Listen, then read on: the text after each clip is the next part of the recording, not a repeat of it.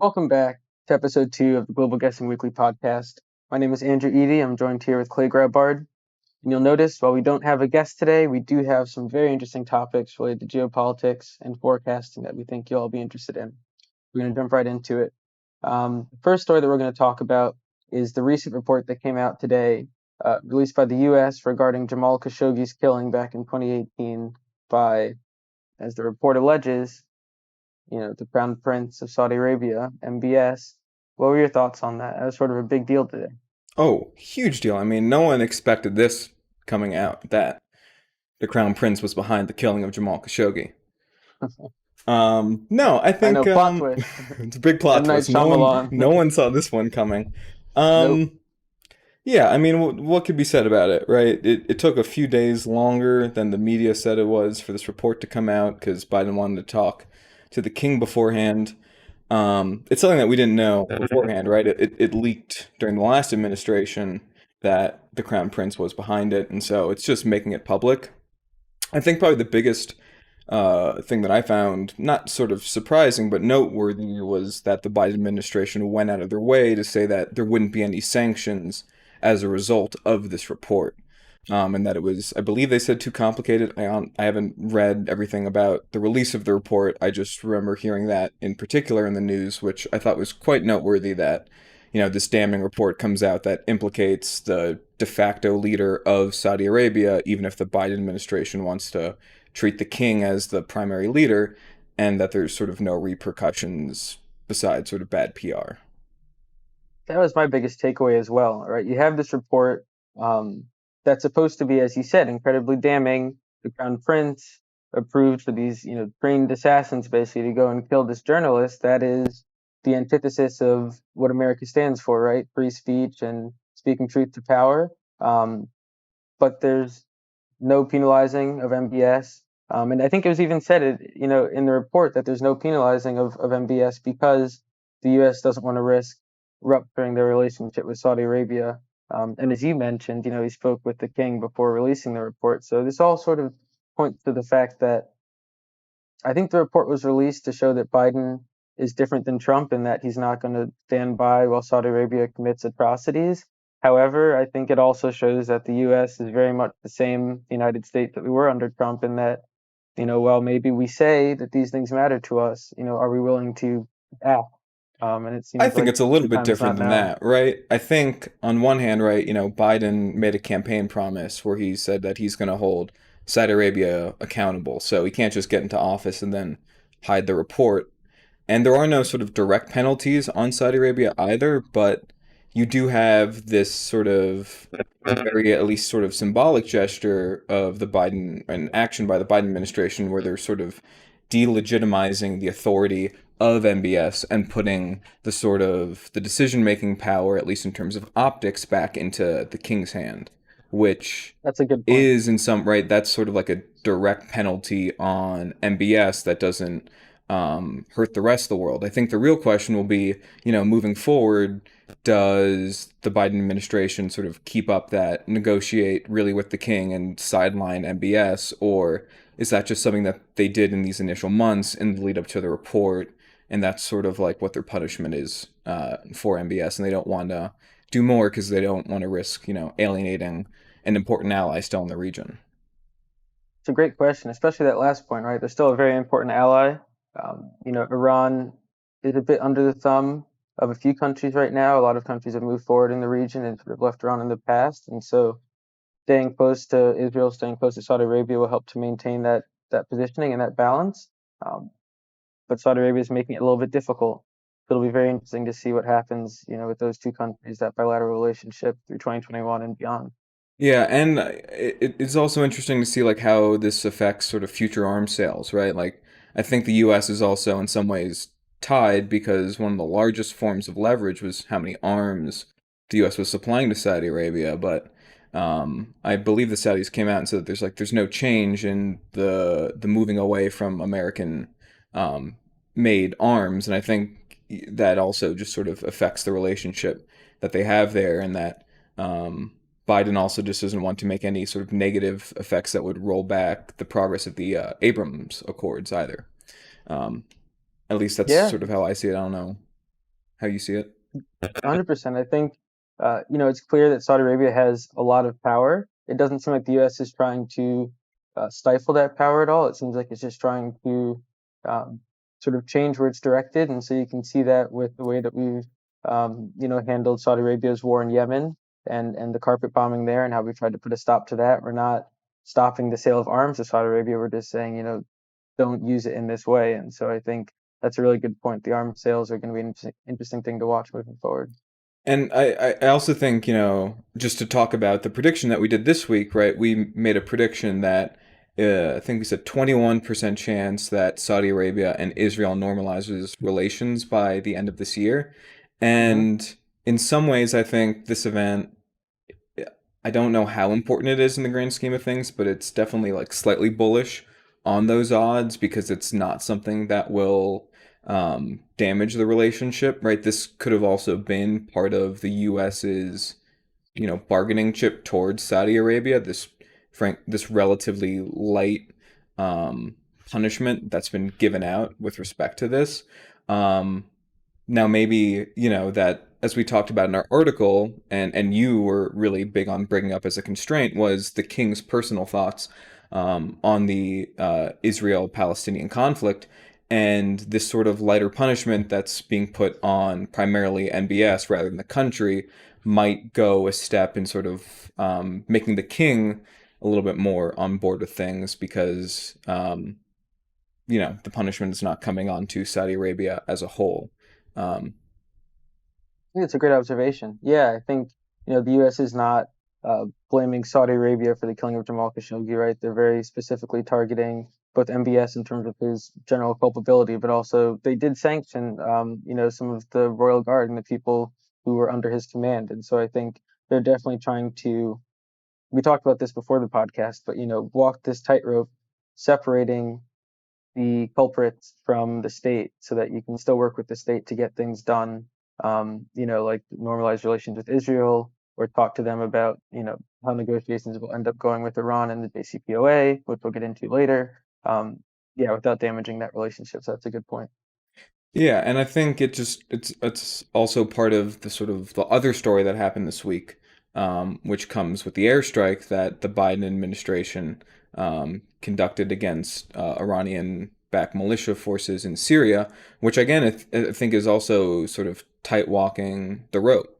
Um, this was Biden's first airstrike, which I don't know the historical rates of presidents doing drone strikes, but I remember seeing a news article last week, I believe, where they made a note that Biden hadn't conducted an airstrike yet into office, whereas the newsworthy part seemingly was that other presidents normally do them a lot sooner into office. Um, so I think Biden administration is trying to say like they're trying to tight walk the difference, saying that it's not just the Obama administration being continued in foreign policy. We're not going to do drones all the time because that got bipartisan critique.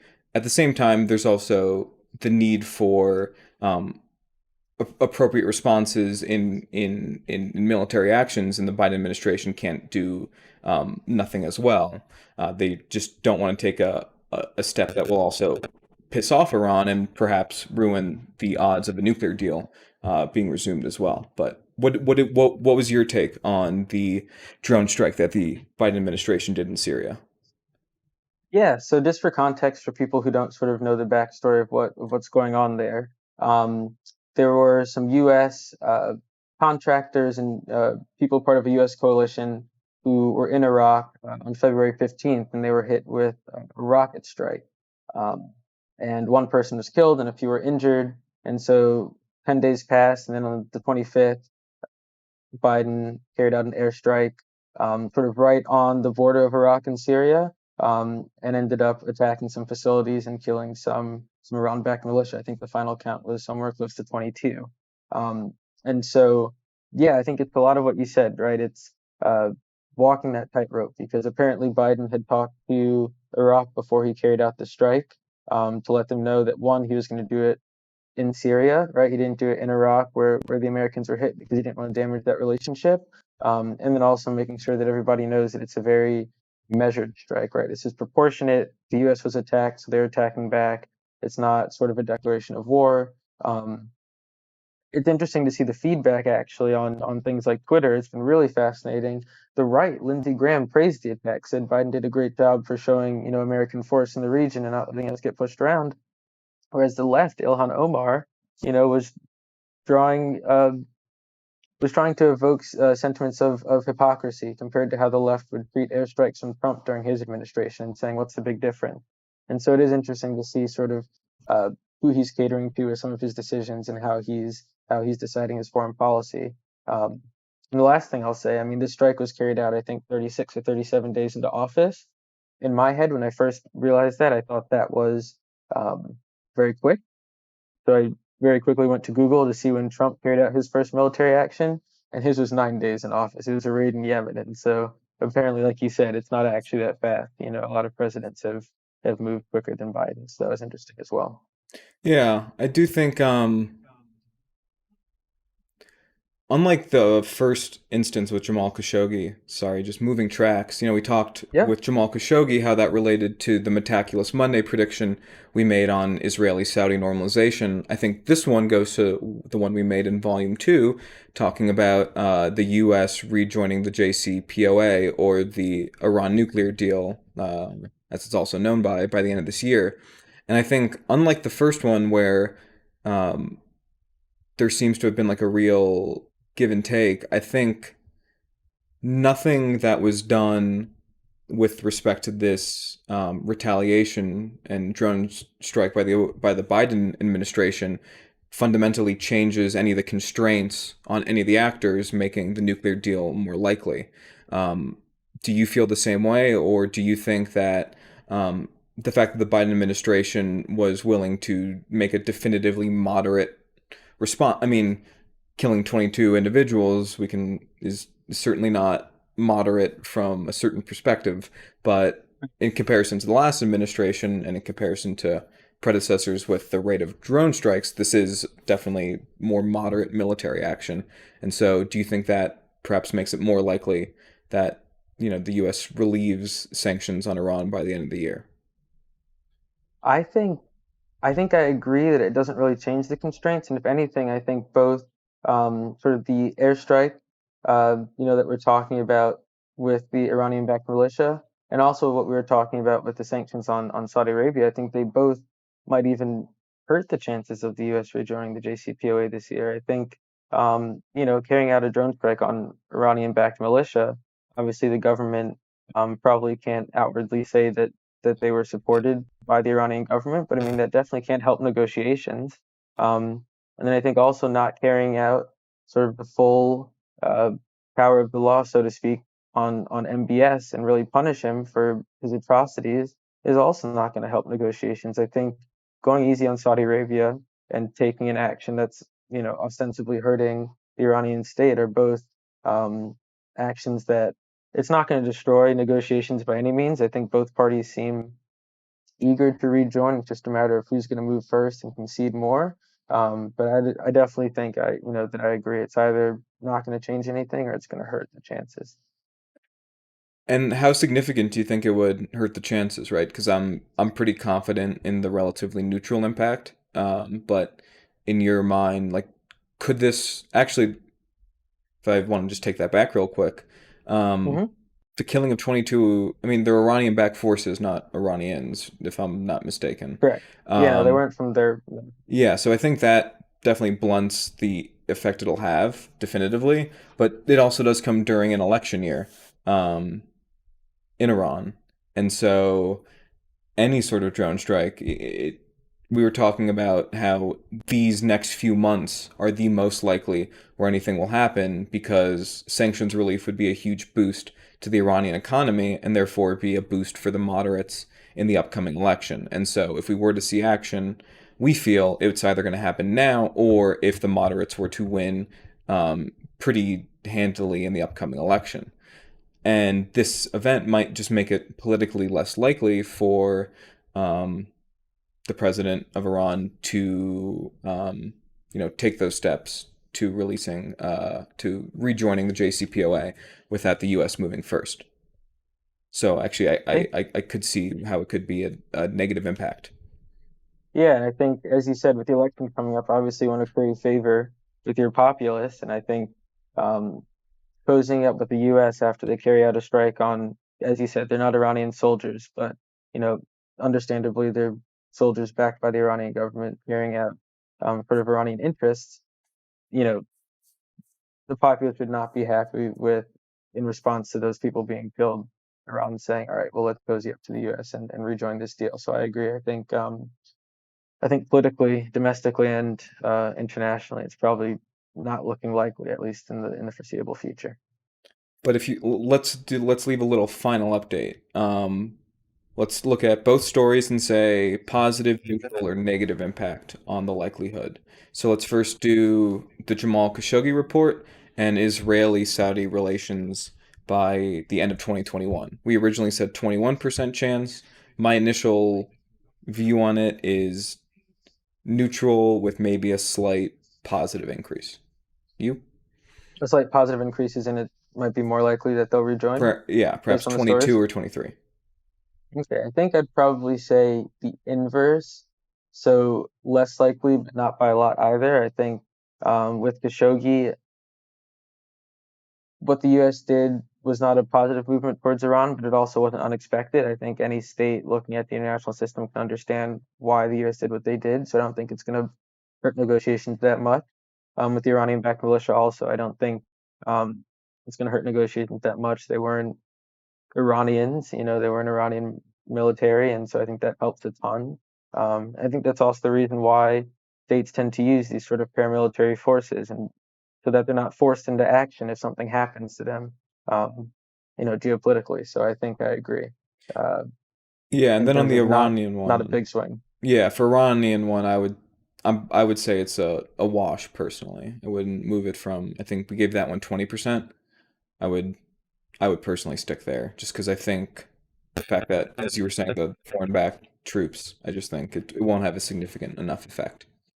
And most Okay. geopolitics news is just noise at the end of the day, right? Not everything is going to be a signal that the fundamentals have changed in a situation, and that for the most part, the situation and the constraints and preferences of the actors involved really just don't change week to week.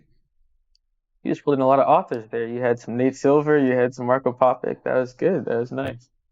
I like And that. speaking of Marco, I feel like less people know about him, but we have started to read his book called Geopolitical Alpha. I think you're a little bit further along in it, so maybe you want to give a little introduction about it, and we can just talk about, why we're reading the book and what we hope to get out of it. Sure. So just some background. Marko Papic is he's a chief strategist and a partner at the Clock Tower Group. He is a product of Strat4. So for those of you who don't know, that's sort of one of the premier geopolitical risk firms out there. It's based in Austin, Texas.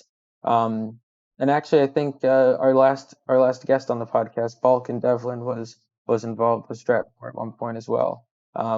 So yeah, that's sort of his background, and his book really seeks to demonstrate the importance of geopolitics in investing. And so he basically makes the case that in the past, geopolitical analysis has been exogenous to investing decisions.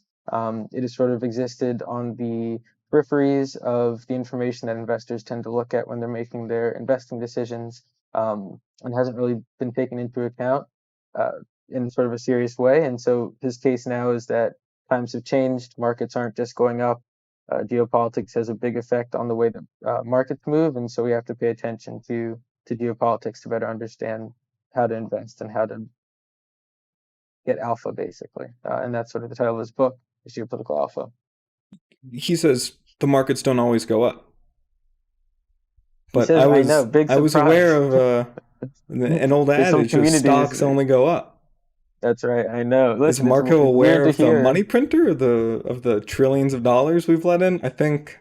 I know Marco doesn't believe in tendies, it seems. But I think his perspective is apt, and I think it's also super relevant to the work that we do. Geopolitical forecasting, and sort of speaks to also the value of the work that we do. Right, it's not just for fun, but a lot of the things that we forecast are actionable in the sense that you can take that information and derive a framework, an investing thesis from that. So I think his book is great reading for us, and for anybody else out there who's interested in forecasting. Um, Yeah, it's I've only read the introduction, I'll be completely honest, but yeah, it's definitely gripped me already. He writes pretty well, and the idea of the book I think is really interesting, and he puts it in really sort of these concrete terms. The idea of focusing first on constraints, and then looking at preferences, because constraints always exist regardless of preferences, was really compelling to me. And the part that really caught my eye in the introduction was he mentioned this idea of, you can say on one hand this, on the other hand this, and that's great when you're abstractly thinking about things. But he gives an example where he was on a phone call and he had to, state the impact of something on the markets, and he had to reach a decision right away.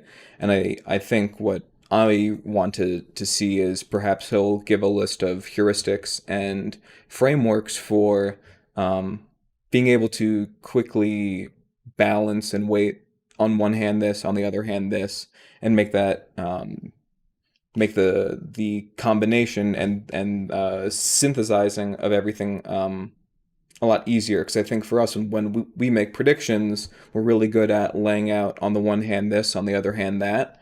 But I think it's the combination of all those to reach the sort of final impact that I think we could definitely use a fair amount of improvement on, because we're new to forecasting, and I hope that this book will um, help out in that regard too. I don't know if you've definitely. noticed that yet in the book. I don't know how far you are either.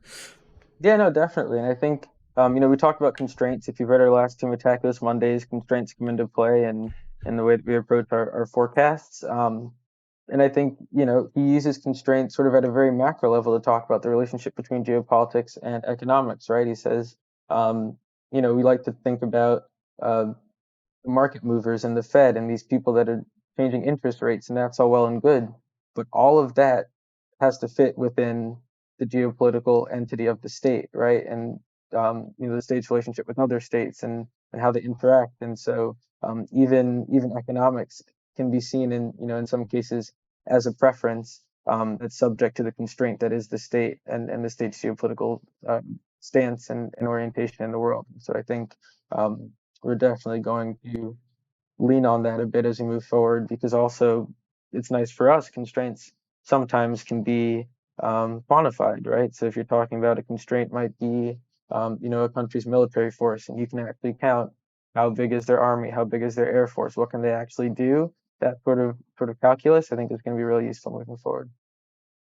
Definitely. And it also looks like it's pretty easy or generally understandable book to read, which I also very much like.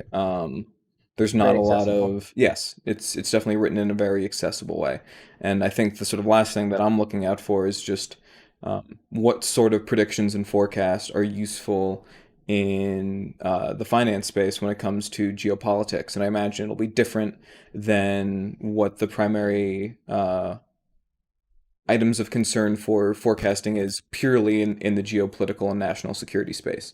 And so it'll be interesting Definitely. to see how determining the sort of usefulness of something you do in the finance space versus in just purely geopolitics as well. Yep. And I think also, just last thing, for some of the readers or watchers who are um, more quantitative minded, he does bring into play some mathematics and some probability formulas and some things to sort of underpin his general thesis, which can on the surface seem purely qualitative. And so I think that's something um, that'll be really interesting for us to discuss and read, maybe on future podcasts, but also for you all to learn about as well.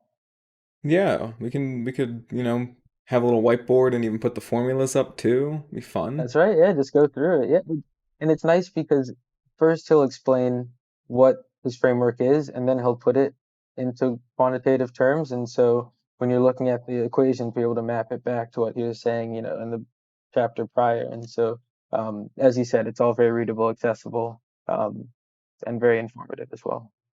Well, I can't wait to keep reading it, and we'll hopefully in a podcast episode or two come back with our final thoughts on the book and what we took away from it. Um, And hopefully, in the podcast 5 or 6, we'll come back with Marco himself. well, that would be an exciting global guessing weekly podcast episode. Yes, it We'll would. have I'm to save it excited. for the milestone of 5 or 10. Exactly. Exactly. It'd be a big one. It can't be an episode 4 thing, though. No, absolutely not. Although the That won't guest that happen. we'll have on episode 4 will be phenomenal and should feel very happy to be on episode 4. We did not That's mean right. to talk bad about episode 4 at all. In fact, I'm most excited about episode 4 of the Global Guessing Weekly podcast, Oh, frankly. here's a shuffle. Here's a shuffle to dig yourself out of this one. And so moving right along, one of the things that Andrew and I want to do on the Global Guessing Weekly podcast, not every week, but most weeks, is make a live prediction on the website Metaculus. And so that is what we're going to do right now. We have not picked the question because we don't want to think about the question Right. beforehand. And I think we're only going to give this about 5-6 minutes of deliberation from finding the question to answering the question, which means we're probably going to suffer on our score. But that's okay, because it's for the podcast.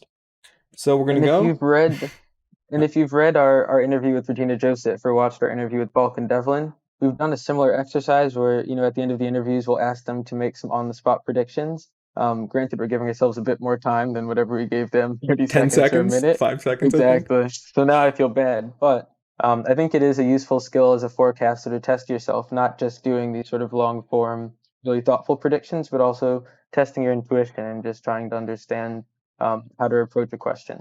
So, All right. yes, it's perfect. So now we have it open, and the podcast is now showing my browser. And so we are on the. And Yep. Andrew, can you see it as well?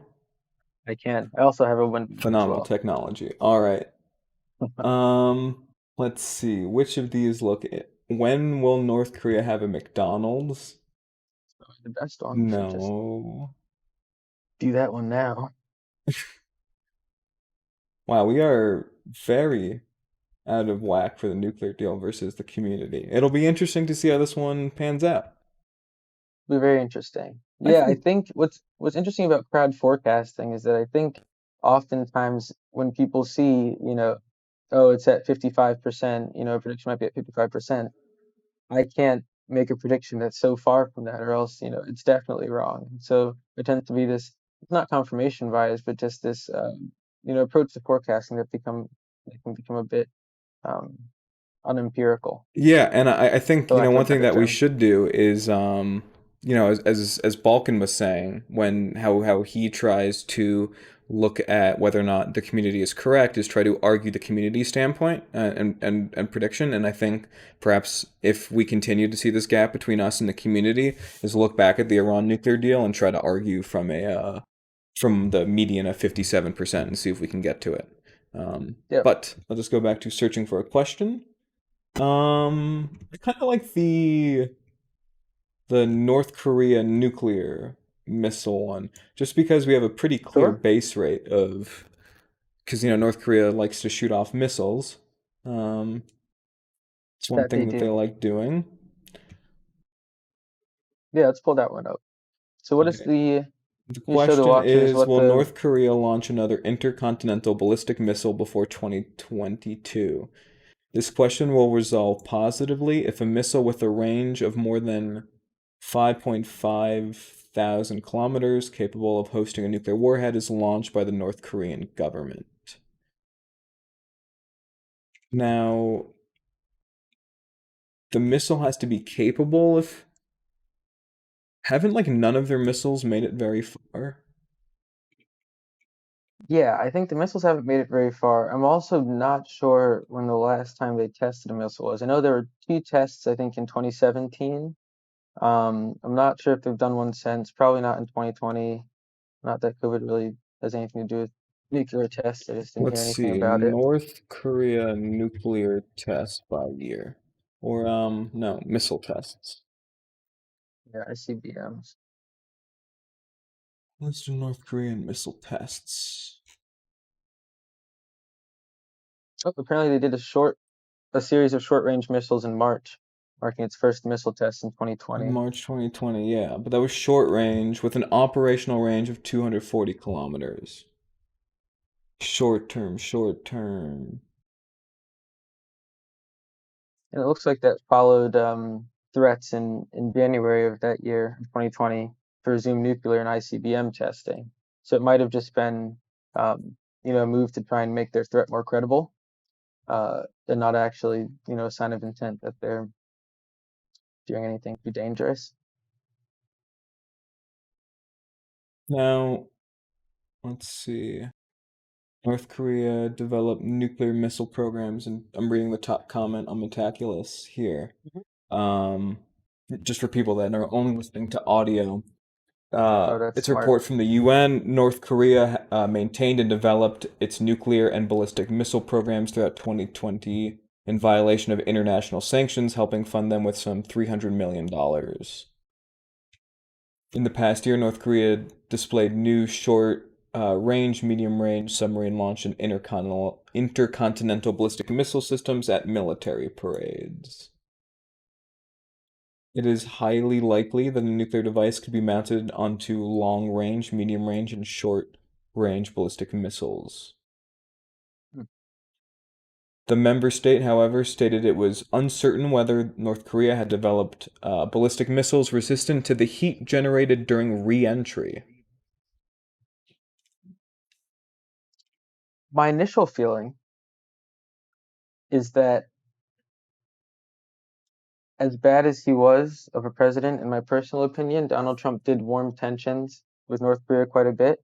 Again, going back to our last conversation with Dr. Balkan Devlin, he talked about how he got that prediction about a Trump and Kim meeting back in 20, I think 17 or 18, very wrong. He thought it wasn't going to happen, but in fact, it ended up happening.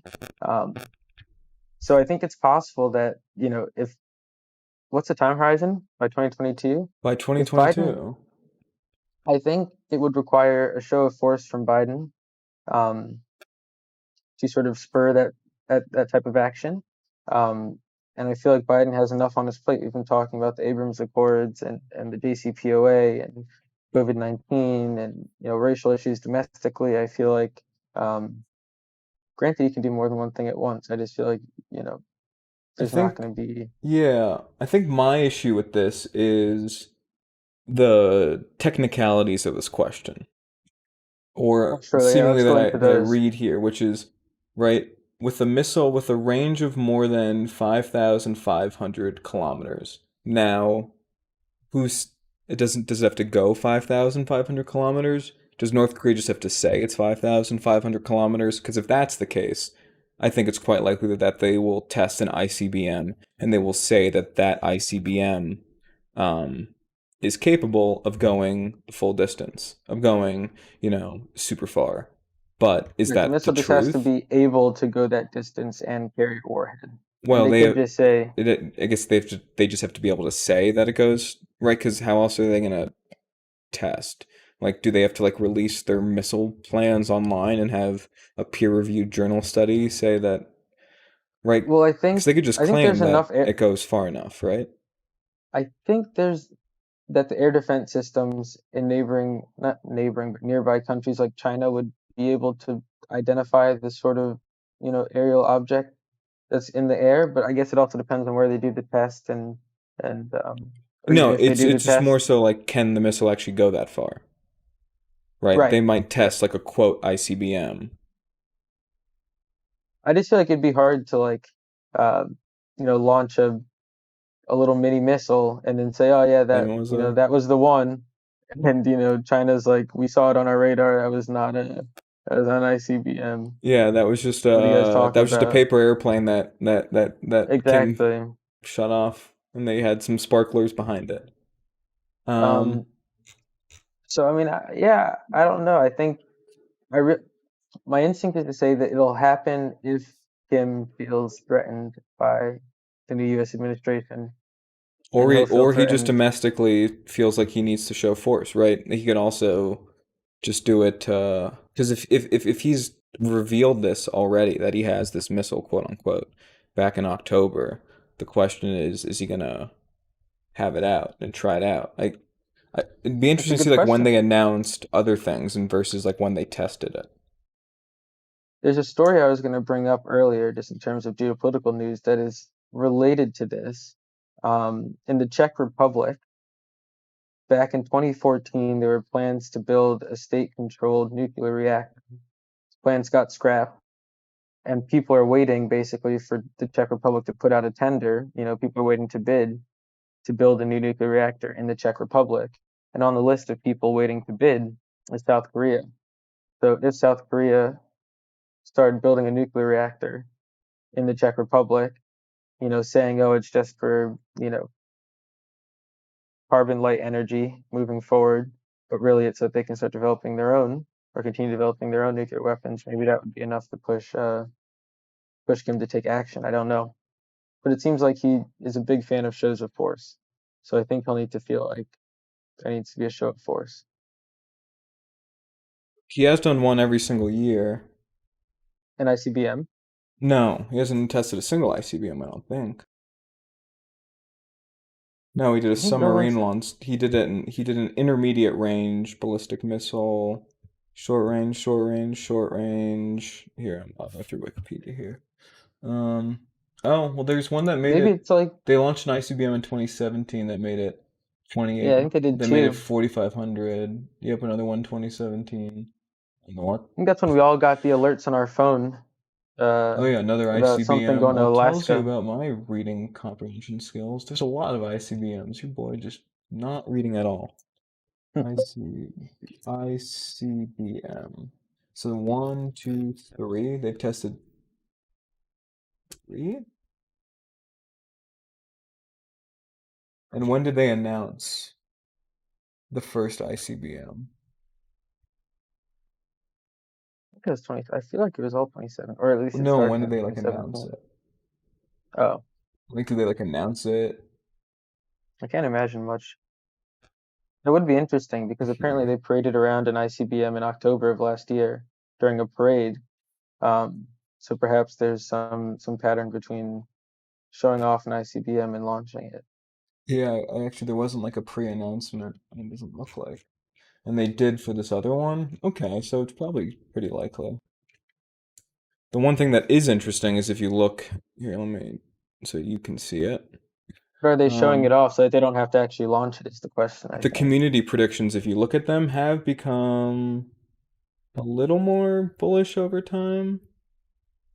Do you just want to describe what you're seeing for the Yeah, for the so if you look at the listeners? all-time ones, there's just a higher percentage of them that's say 70% plus. And right now there's just a few more that's in the 50% and below. In particular down below, there's looks like some two people or maybe three that have claimed the 20% probability. Um, Mm-hmm.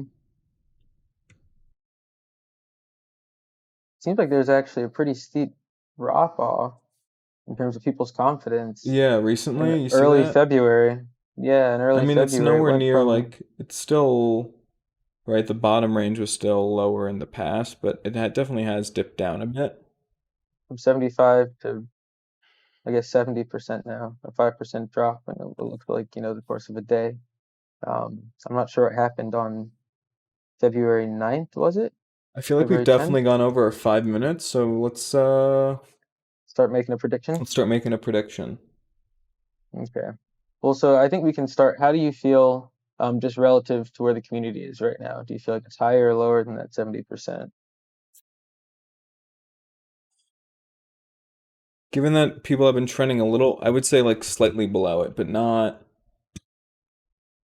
maybe like 66, like really like not much different, like two-thirds perhaps. Um, I I mean, agree it that could it's be a lower. coin flip, like 50-50. Could also reflect my confidence on my ability to predict this question as of right now. Because I think if you looked at, they revealed it in 2017, tested 2017, then no test 2018, 2019, 2020. Could they go big in 2021 with the new administration? I mean, that I could buy that. I could also buy the fact they just they're not going to test it this year because of COVID, right? Still complicating things. The fact they only tested one missile at all in 2020. Um, I don't know. Yeah, I'm thinking lower as well. I think there's, a few constraints, COVID included, that maybe would make the chances of them testing one of these missiles less likely. I think also maybe this is completely irrelevant, um, but something I was just thinking about. I remember at the last Olympics, I'm pretty sure North Korea and South Korea formed like a joint Korea team to compete. Um, there is an Olympics scheduled for this year. I'm curious as to whether or not, if it's not canceled, that plays any role in North Korea's decision to sort of antagonize the rest of the world, versus in this very trying time, try and come together, run back what they did last time in South Korea, um, you know, and not launch a missile. So I don't know, but I do agree lower. Um, you said 66, To 50, yeah. 66 to 50. That's a pretty decent range. I think I'm leaning more towards that coin toss likelihood, um, than being, probable. But I could get behind somewhere in the 55 to 60% range at the current time. 55 to 60. And I would probably, let's see what this So if you looks want to go to the like. higher range and go to 60, Well, no, I like that at 60. I mean, we are making points both ways, um, which is always a nice thing. I know it's not how you're supposed to do it, not good incentives. But I think that indicates, right, it's more likely than not that it happens. But at the same time, it is, we feel, a coin toss, at least. Right? It's a slightly weighted coin toss, is what we're saying, more or I think less. that's right. I think that's right because it's also what came to mind is like that earthquake logic, where like if there's a place that hasn't had an earthquake or like a volcano eruption in a long time, maybe that's a sign that it's primed to have one. If North Korea hasn't launched one of these missiles since 2017, and they showed one off at the end of last year, it could be on the horizon. So I think it's more likely than not, but I think there's also a lot of constraints that are sort of pressing that likelihood down a bit. I do remember actually, so we're gonna go ahead and say the odds that North Korea launches an ICBM again before 2020 to be 60%. Um, 2022, yep. predict. Did that happen? Yeah, okay, we did. Oh, and we got the median down. That's us. I Sorry, do guys. think what's going to be interesting, is I remember reading a paper that there was some sort of machine learning algorithm, I believe, with newspapers in the region of North Korea that was able to be a good indicator of if North Korea was going to do a missile or nuclear test. And it'd be interesting to see if we could set up something like that to actually give ourselves a little bit more insight. Because if you're just listening to this podcast, this question closes before October 14th. So one of two things happen between now and October 14th. We can change our prediction if nothing happens, and if North Korea launches an ICBM, then the question resolves as is. And so I think that'd be interesting for us to set up because there was an academic paper that was peer reviewed that found actual predictive capabilities for North Korea missile tests. And so it'd be interesting to see if we get that set up and if that'll help us make that prediction any better. And it's funny because I think people typically associate North Korea with being unpredictable and having an irrational leader, and you can't predict what their actions are going to be. But apparently, with innovation and technology, maybe some of those things will become a bit clearer. So that's kind of cool. Yep. And well, Andrew, it has been already, I think, 40 minutes on this podcast. We had, if you guys could see our agenda, a lot more things that we wanted to get to this week. Let's get to, I think, two more of our Well, subjects. We'll, yeah, I think doing that Metaculus prediction actually set this up really well, to talk about the Good Judgment Open, and how to become a super forecaster, which are both things that, all the skills that we just talked about, the way that we approach the question, maybe you have critique, feel free to leave them in the comment section. But that's sort of thinking that is necessary to both participate in the open and ultimately become a super forecaster. yeah, I Um, think that's a great final topic. I brought this up. So, um, the Good Judgment Open is run by the Good Judgement Project. And the Good Judgment Project is where the term super forecasting comes from. That book by Philip Tetlock and Dan Gardner. Basically, there are these intelligence community sponsored forecasting competitions, and the Good Judgment Project was one of the original organizations that thought that you could put humans together to make really accurate forecasts, and they ended up coming out on top on a lot of the initial first rounds of these predicting tournaments. And so Good Judgment has sort of become one of the forecasting teams in these competitions. And on their website, they've now spinned that off into their own private business called the Good Judgement Inc. Um, Yep. and so they have the Good Judgement Open, which is just questions that their super forecasters answers open to the public. And people make predictions. I think once you've made 100 predictions, you are eligible to become a quote super forecaster. And super forecasters are people that are proven to be statistically better than the mean or median community forecaster that answers on good judgment. Right, Yeah, I Andrew? think that's right. I think you have to, as you said, have answered at least 100 of these questions to be eligible. I think then every fall they pick, as you said, people that outperform the community, the crowd consistently, and then you're basically invited to join, I think what they call like a pro super selection process, and that's like a 3 month trial. And should you do well during that trial, then yeah, you become a professional super forecaster, and all the sort of accolades and privileges that come along with that. I'm going to plug you really quickly, Clay. The forecasting challenges on the Good Judgment Open, some of them are sponsored by different organizations or individuals. Two of the challenges are sponsored by Adam Grant, a professor at the University of Pennsylvania, and the University of Pennsylvania's Mac Institute. And the University of Pennsylvania is also home, I believe, to Philip Tetlock, and also they have a political risk lab.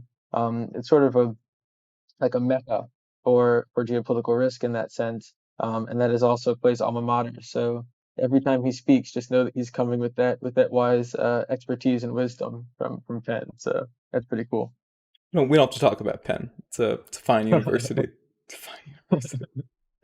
um, No, but all the yeah, professors at Penn are phenomenal, and they do some really great research there.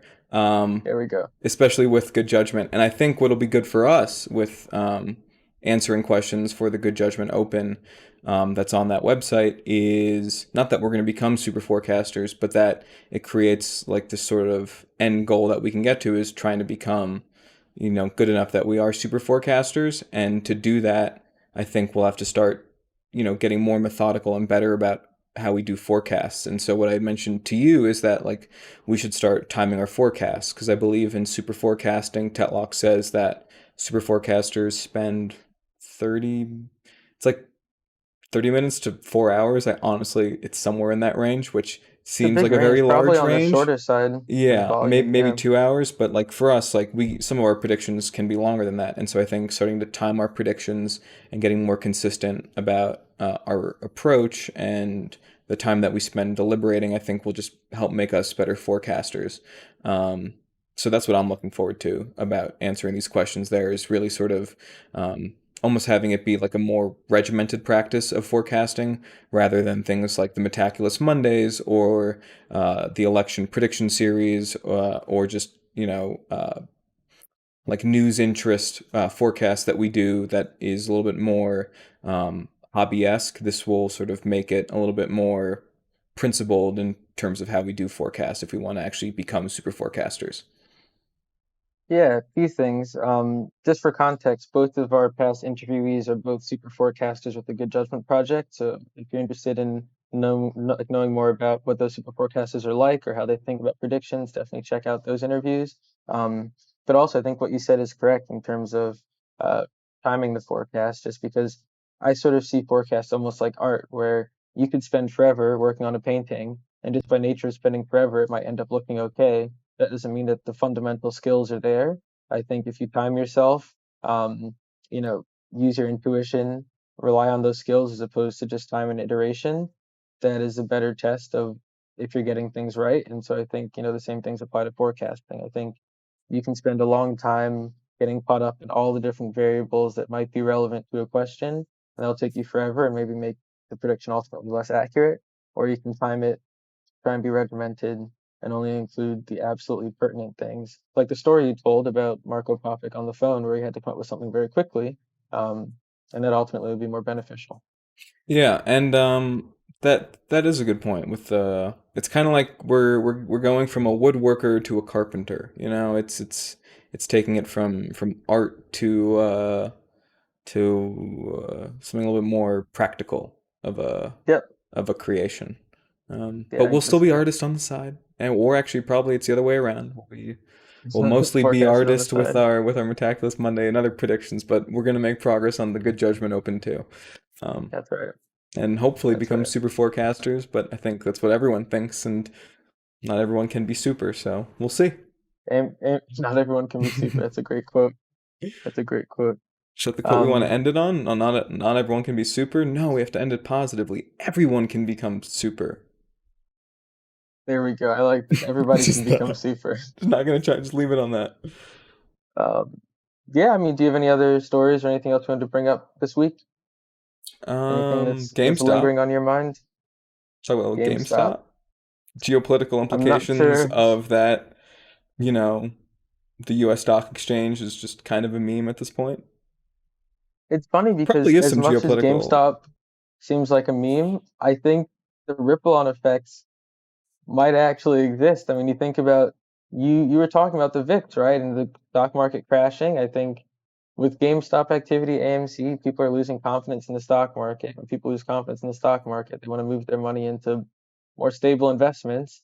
I just And a also mean lot like of the time, internationally, right? Like we're always like, oh yeah, Chinese financial technology and all of that's kind of, not as up to date, and that's probably true. But at the same time, the U.S. financial system is can apparently, if you are to believe what was said during the congressional hearings, quite possibly brought down by uh, a the store Redditor. that we all, sold our games to and made $5 for each copy. I mean, That's right. you know, We're finally it's getting our it's money's worth. GameStop, right? Like there's something to be said that um US the dollar is supposed to be a stable thing and everything is like great, but there was all these rumblings after 2008 about moving away from the dollar into a international reserve currency, and I mean that's a globalist wet dream, so it's definitely not going to happen. But things like that are happening right now, where financial markets can be destabilized by GameStop, is something that's probably not, the Biden administration would prefer not happening right now with everything else. No, it's definitely not ideal. And I agree. I do think we're probably going to see less. I'll categorize it as greed in the stock market. So less leveraging up companies, less ridiculously high PE ratios, less ridiculously shorted stock. And you're going to see more people investing in cyclicals and your GEs and your companies that you can really map the fundamentals to the stock price that aren't so inflated by a number of factors. So it'll be interesting to watch definitely this year. Or we'll be very wrong and everyone will put their money in CryptoKitties and uh, Dogecoin. Palantir and Neo, and the world will continue to be a complete mystery. It may. Listen, I feel for investors who at one point thought they had a grasp on what was going on and that they understood, securities analysis, and now they're looking at, Redditors, And they're looking at basically yep, they're looking at changing the whole rocket game. emojis and trying to think about what their strategy is. Yeah, trying to understand. And listen, it's tough when the other people don't exactly have a strategy. Um, so yeah, no, it'll be interesting to watch for sure. I'm excited for that.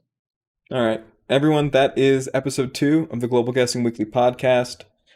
Find us over at globalguessing.com, Twitter at Global Guessing, Facebook at Global Guessing, and this is the real shocker, LinkedIn, also Global Guessing. Wow. There it is. My name is Clay. You can find me at Clay Graubart on Twitter, but no need. And co-host. Yeah, this is Andrew Eady. You can find me at Andrew J. Eady on Twitter. But again, no real need. Just keep it real casual at the end. Just really just knock it down a notch. It's great. Exactly. All right. All right. Anything Until else? next time.